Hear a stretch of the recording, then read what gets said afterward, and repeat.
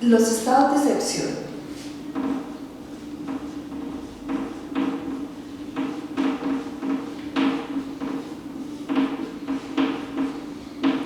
En Colombia, los estados de excepción los encontramos en la Constitución Política entre el artículo 212 al artículo 215. Entonces, artículos 212 a 215. Y son tres los estados de excepción. El primer estado de excepción es el de guerra exterior.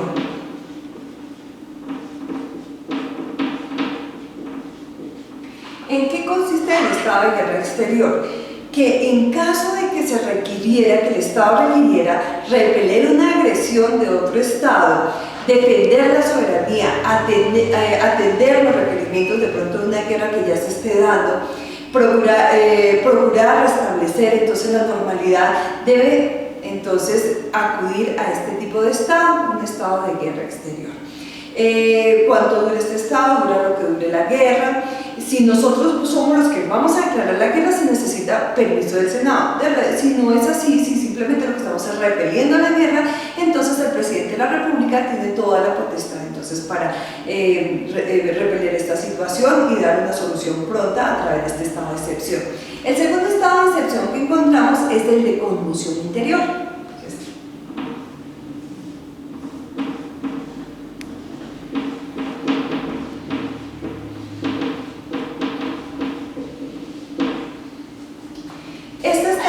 De excepción, entonces, se da cuando hay una grave perturbación del orden público que atente de manera inminente contra la estabilidad institucional, contra la seguridad del Estado o la convivencia ciudadana. Y esa situación no puede ser conjurada, no puede ser solucionada por la fuerza pública, o sea, por la policía, entonces se necesita declarar este tipo de estado. Hagan de cuenta ustedes lo que ocurrió el 9 de abril, entonces con la muerte de Gaitán, los desórdenes que hubo acá, el famoso Bogotazo. Entonces, en esos casos se necesitan unas medidas que vayan más allá de las que tenemos, de las que se usan normalmente, y por eso hablamos de estados de excepción. Estos estados de excepción se han limitado en su tiempo y por eso actualmente la Constitución dice que deben darse o debe aplicarse en un término de 90 días, pero pueden extenderse hasta por 2 prórrogas más, entonces llegan hasta los 270 días. También la Constitución aclara que en ningún caso los civiles podrían ser investigados o juzgados por la justicia penal militar. Otro estado de excepción son los estados de emergencia.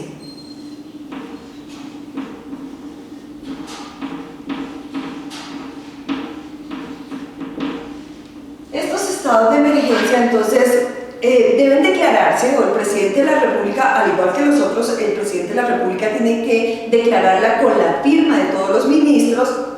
Entonces, para el estado de emergencia, cuando sobrevengan entonces hechos diferentes a los anteriores que mencionamos, pero que perturban, amenazan perturbar entonces de forma grave e inminente el orden económico, social y ecológico. O sea, hay esos tres estados de emergencia: emergencia social, ecológica y económica. Entonces, cualquiera de los casos se da.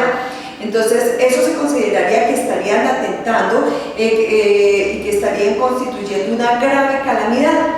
Por eso el presidente, entonces, a través de los decretos legislativos, tiene 30 días para buscar solucionar ese problema. También pueden ser prorrogados hasta por 2 periodos más, o sea, se podría extender hasta máximo 90 días. Y la Constitución también advierte que el gobierno no podrá desmejorar los derechos sociales de los trabajadores. Para estos 3 estados de excepción que encontramos aquí, el de guerra exterior, conmoción interior y emergencia, los 3 estados de emergencia que acabamos de mencionar, entonces se busca que esos decretos legislativos que el presidente de la República expide tengan un control, y ese control está por parte del Congreso y por parte de la Corte Constitucional. También nosotros tenemos que entender que esas normas que se expiden deben referirse únicamente a la situación que determinó ese estado de excepción, que debe haber pleno respeto a los derechos humanos, que no se puede interrumpir la normalidad de la institucionalidad. Entonces, por supuesto que las ramas del poder público deben estar funcionando normalmente. porque de lo contrario estaríamos hablando ahora de un golpe de Estado. También es importante que se tenga en cuenta que tanto el presidente como los ministros son responsables por declarar esos estados de excepción.